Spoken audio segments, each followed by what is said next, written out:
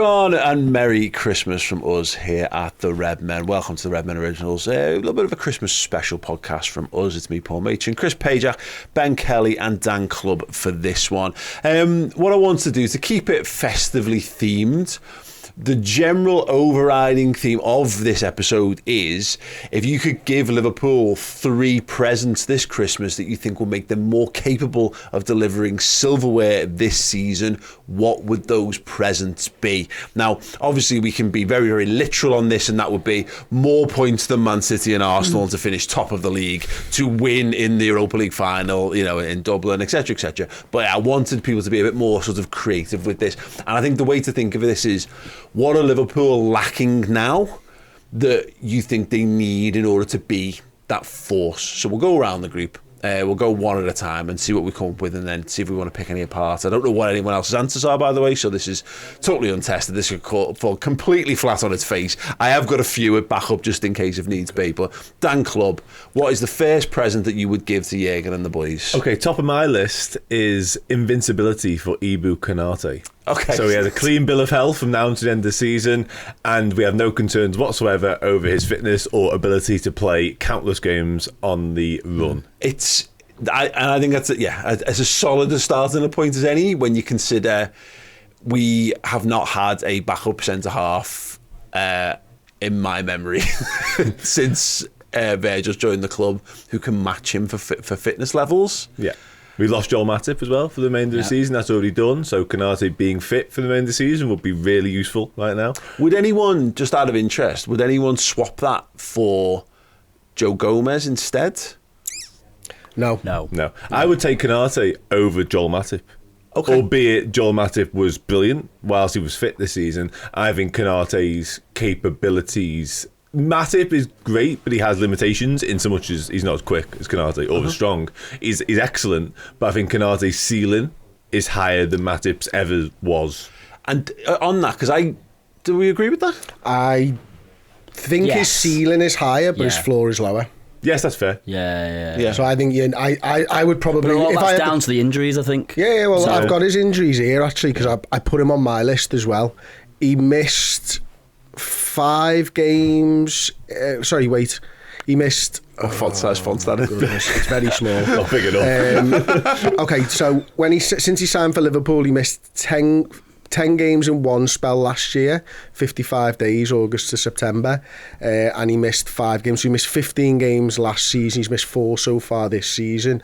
I've actually gone Konate as well over a signing, because I'd rather have Konate's fitness than a centre-back signing in January. Okay, yeah, I think that's interesting. And I think, actually, when we talk about his ceiling, I'd like to just see him be fit for the rest of the season and see how good he can get, because I have a few question marks over it's actually how he plays football, you know, like with the ball, rather than actually as a defender, which I still think he can improve in both areas. But if he just has that run where he's in the team week in, week out, and he can get better at all those things, that would definitely be one thing I would interesting. say, though, to counter your ceiling point is, I don't know whether his ceiling's higher this season. I think his ceiling's higher over the course of his career. But whether he ever hits the heights this season of what Matip's done in a Liverpool shirt, I'm not 100% sure on. I wouldn't know one way or the other. Okay. It's probably a fair point. Yeah, but like you kind of alluded there, I think consistent football would help us see that. Yeah, definitely. Ben, what's first on your list? I've gone a similar vein. I've got fitness for Thiago.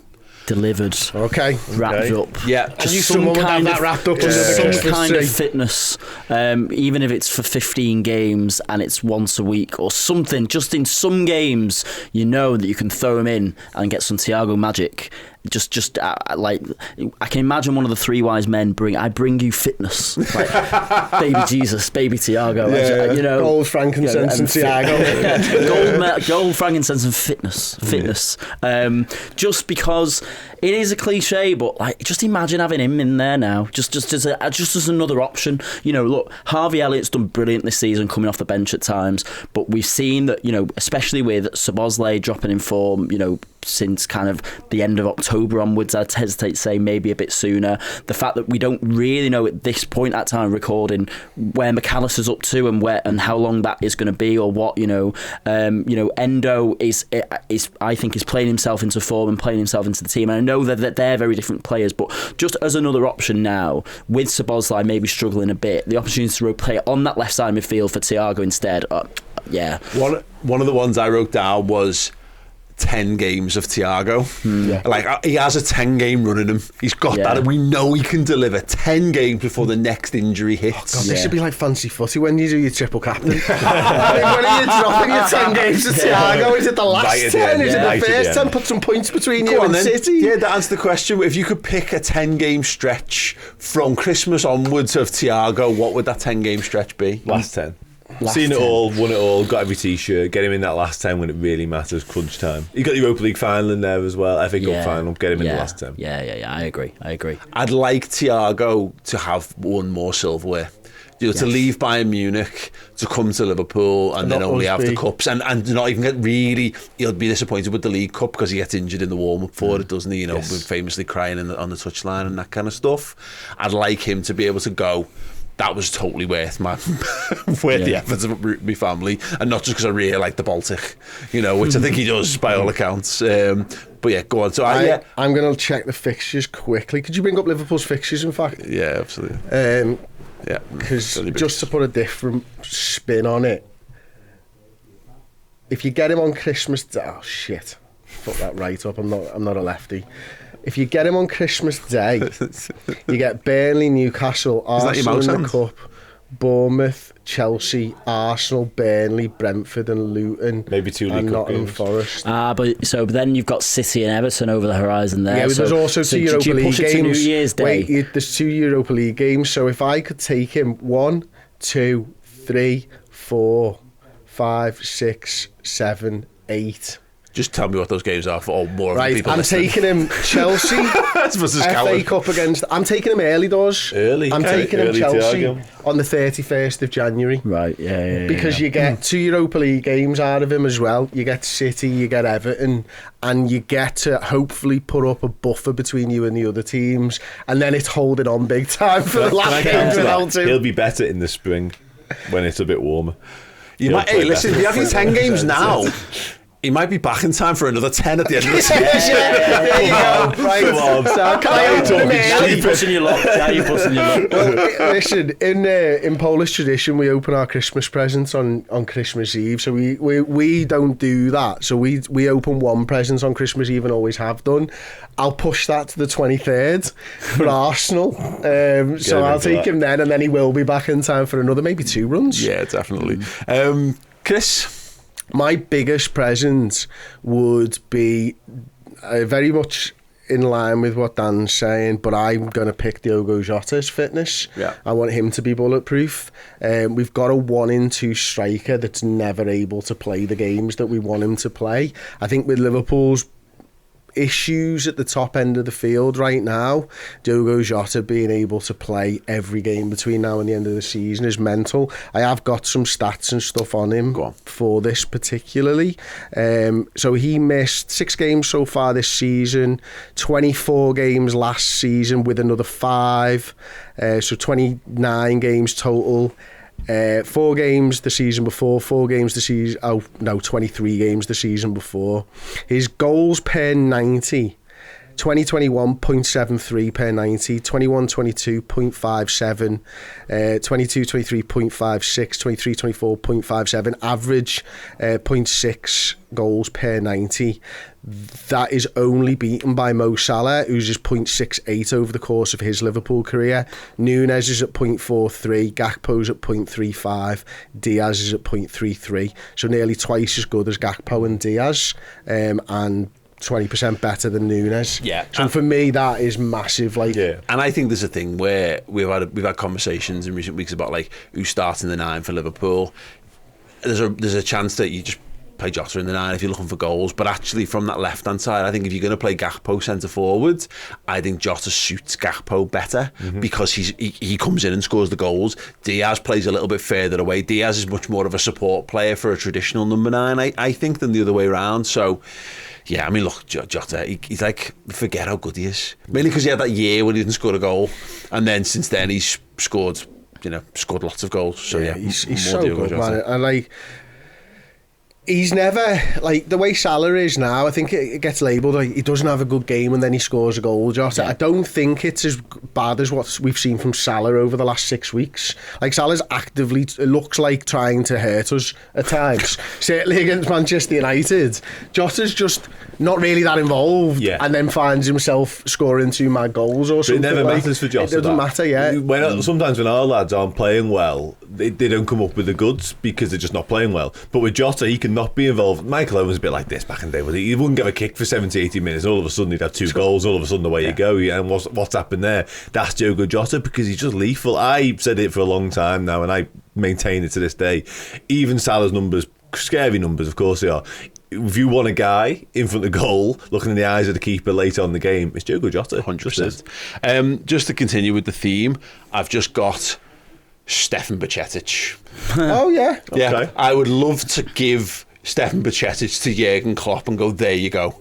There's Stefan Bajcetic, enjoy. Treat him like a new signing. Yeah. But he solves a multitude of problems, and the Thiago stuff I totally agree with. I adore Thiago. I just want to see him play for Liverpool again. Just one more game. Just let me see him grace the pitch one more time with my own eyes.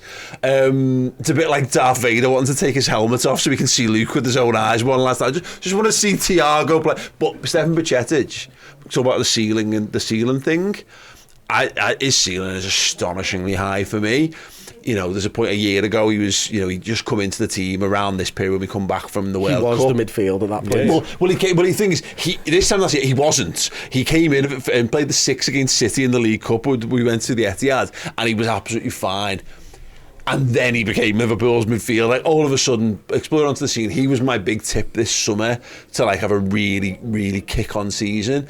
And it obviously hasn't happened for him, just going back to the injury from last year. So if you just think, if he was available for us, you've got a right-back, you've got a defensive midfielder, you've got an 8, and at an absolute push, you could even play him in the back 3 if you really needed to as well. And all of this talk of what Liverpool need to do in the transfer market is infinitely eased by having a lad of his quality. Not saying we don't still need to go into the transfer market, but there you go. Yeah, imagine just going, unwrap this, and he's like, that's what I always wanted. It's a 19-year-old Spanish boy.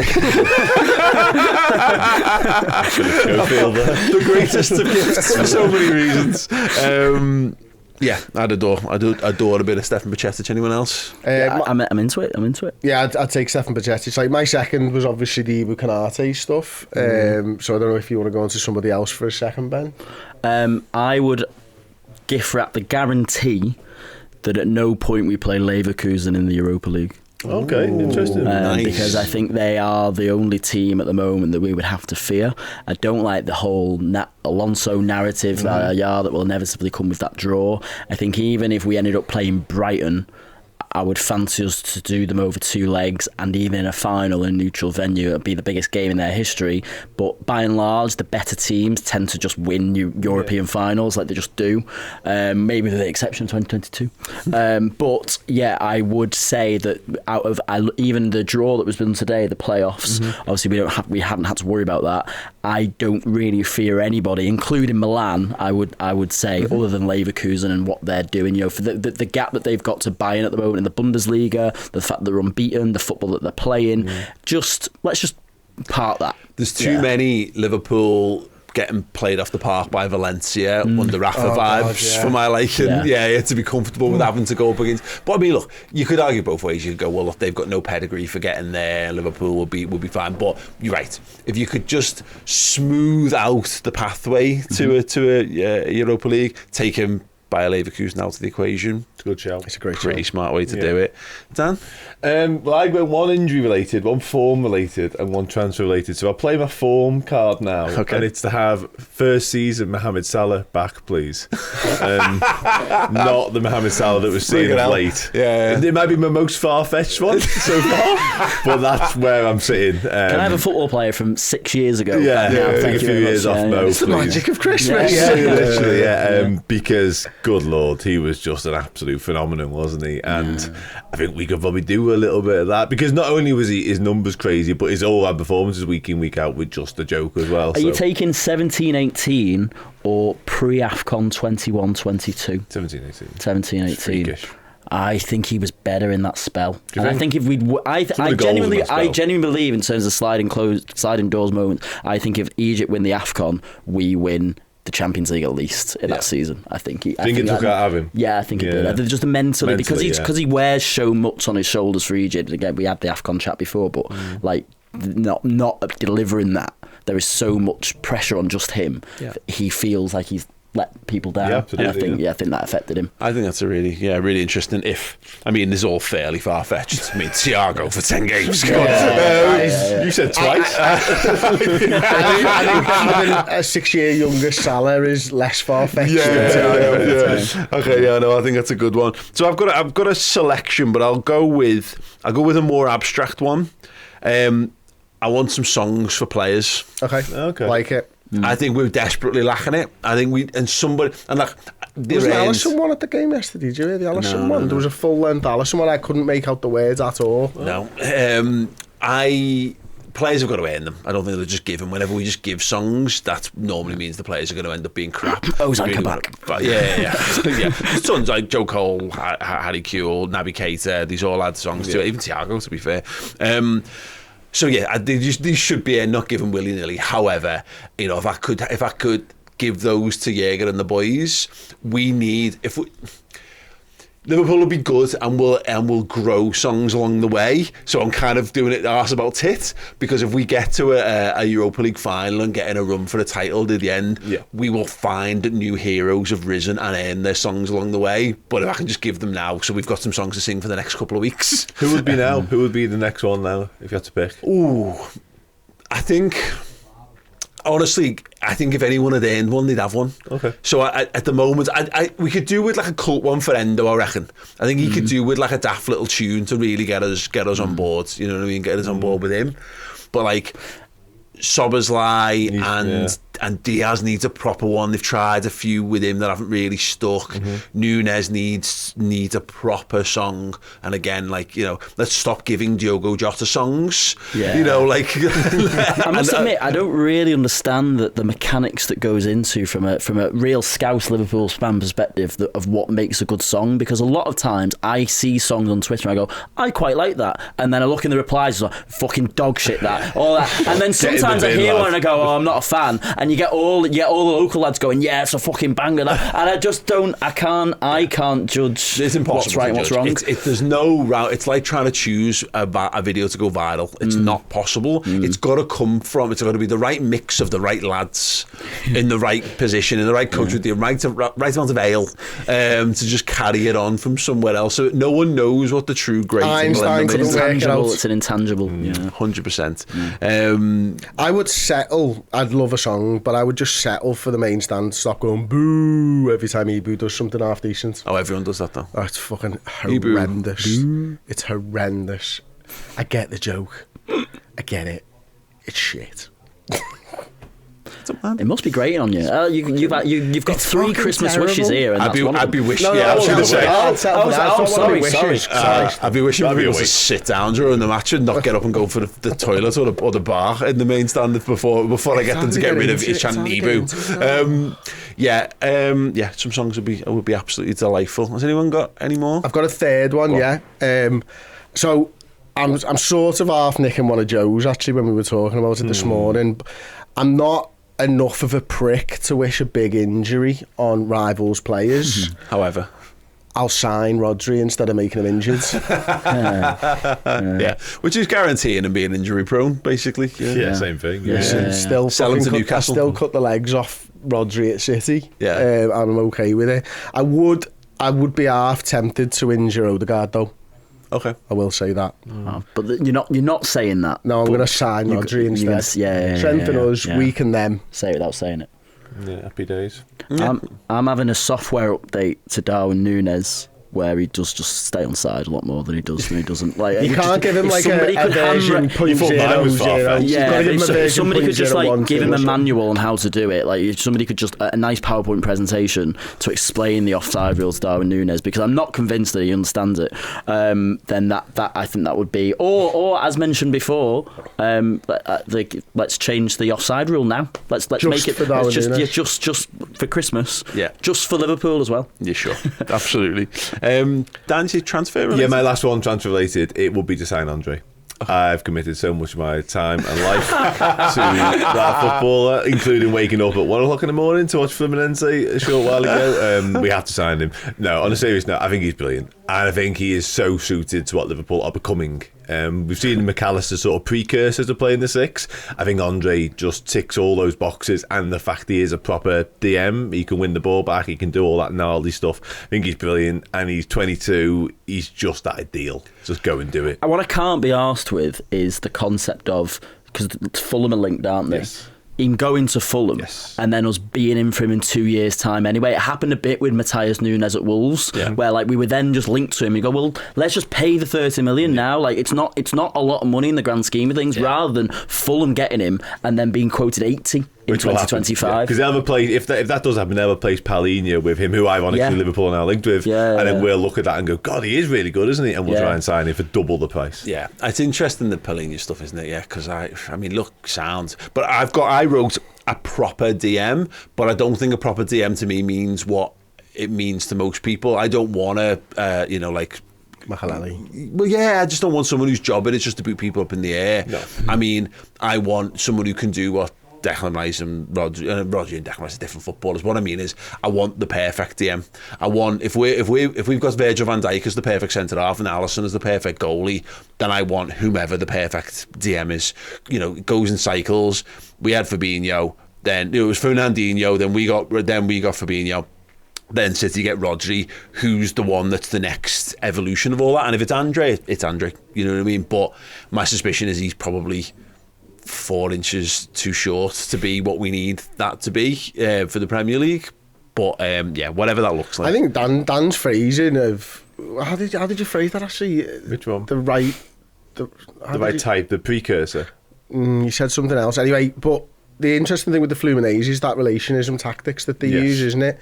And I think what we're going to become. Yes, what we're becoming or something like that. And I can see more of that relationism tactics in terms of what Liverpool are doing this season.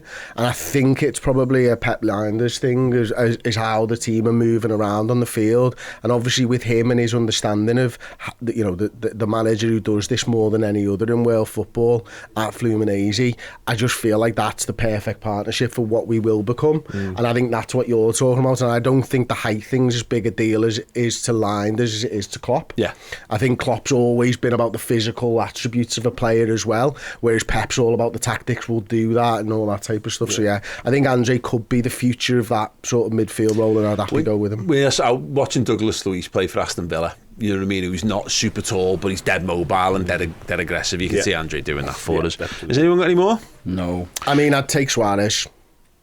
Would you? Even though he literally came out and said 13, 14 Suarez. If we're talking Salah 6 years ago, and I'm going to be in the ground for the next few months. And it is possible for him to get good again, like hit form again. That's my caveat. Is it possible for him to go that far back? He still exists. He's got no pace like that anymore. But I'd take Suarez back as a coach for that. You know what I mean? Just for someone to go on the train the field and bark. Very different vibe to Milner, but the Milner I said, Yeah. Suarez did come out like last week and say it literally hurts to be me. Like it literally hurts. He played so much football though, didn't he? Like he was never injured for us, and it just kind of catches up with him. I have 2 more just to wrap it up. One is 5 Virgil van Dijk goals. I was going to try and work this into a song, but I couldn't be asked. 5 goal rings. Yeah, that's the song. 5 Van Dijk goals. Because, as I've said for many years, you can't win a title unless you've got a centre-half who scores 5 goals. It's like a minimum expectation for you to be in there. And he's got 1 so far. At time of recording, he scored 1. So hopefully he has more, and he's closer to that tally by the time you only need 4, What? You only need 4. Yeah. But that's what I mean. He wants Let's 5. Have 6. Why settle? But that's what, of course. But I mean, by the end of the season, to be there, he needs to have 5. He needs to have 5 goals. League?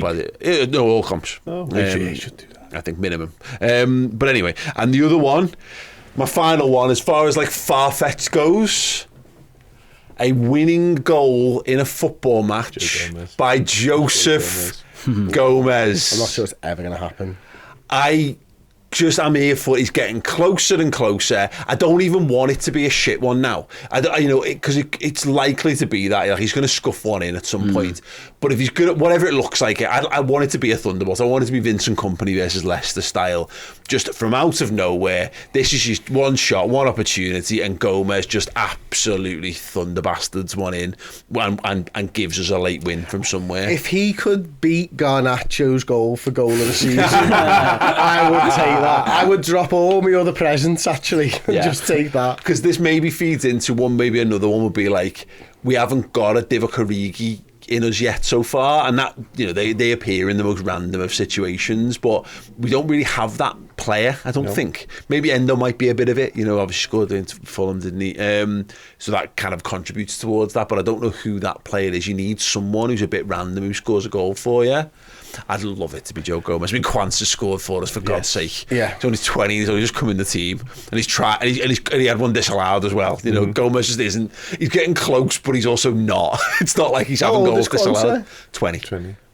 Completed the alphabet for us as well. Yeah, he did, didn't he? Yeah. So he was basically 11 or 12 when Joe Gomez started playing football for us. Probably, yeah. So he's grown up, done his GCSEs, his A-levels, got into Liverpool side and scored a goal before Joe Gomez did. Yeah, absolutely. Wow. But this he might season, have done his 11 plus as well. I'm convinced that this is the season that's going to happen anyway, but I also can't be saying because Joe Gomez doesn't score goals. So if I have to push the process along with the spirit of Christmas, then I'll do that. I'll give Joe Gomez the goal. I was obviously with the game yesterday. I was with James and we were last week.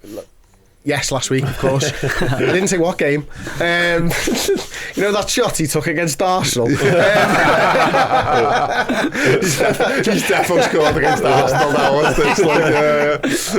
Thiago's back as well. Yeah. Gomez, and it'll be like someone will have a tattoo of a 0-3 or whatever. So when I was at the game against Manchester United a week or so ago, I was stood next to James and we were on completely different vibes when Joe Gomez went through and had that shot. I was telling Dan a week or so ago, not this morning, and I sort of put my arm around. I was like, oh God, can you believe Joe Gomez nearly scored? And he just went, it should have been fucking on target, it's fucking shit. I was like, well, we're on completely different planes here, aren't we? There's two types of people, I think. There's people who understand that football is a game of people trying to score goals, and there's people who shout, hit the target when someone misses the target, as though that's what they would. That was the instruction they needed. That was the missing piece of information. Taking the shot. Fuck yeah, forgot about that. God, if I'd only shouted 5 seconds earlier. Just like a little thumb up. Shout, got it, mate, thanks. There you go, let us know.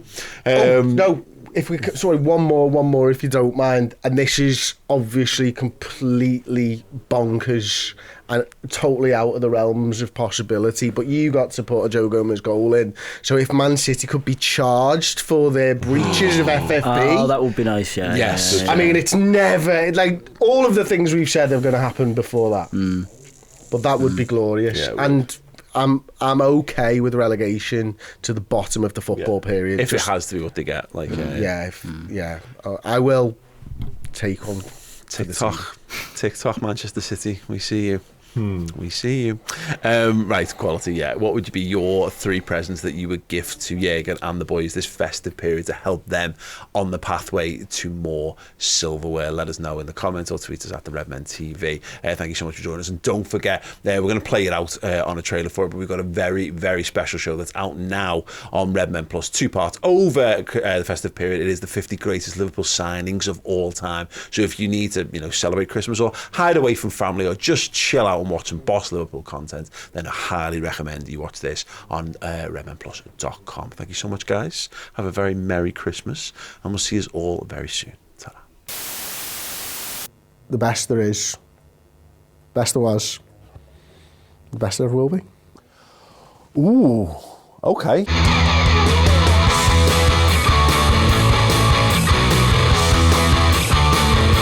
Is he the 50th best signing of all time? They'll tell you that they're the best player. He's the best player they ever played with. Famous photos of him being carried off and stuff, and that was what he left everything on the pitch. Shankly 2.0, and what happened, maybe we see today with what Klopp's trying to do with his 2.0. How can he be this good? He's so much better than everybody else that's ever played the position. Yeah, okay, fine. I mean, He shouldn't be ahead of Souness in the pecking order. 47,000 people wanted to pay him £1 a week to stay. That tells you all you need to know about what we thought of that guy at that moment in time. He should be a lot higher. Yeah, like world class. I think world class.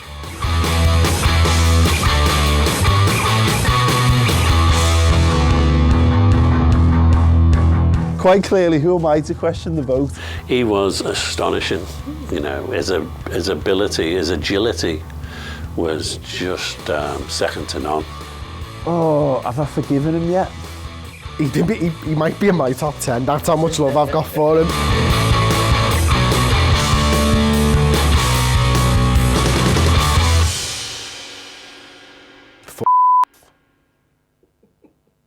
I've done more for Liverpool than at the moment. Am I in this list?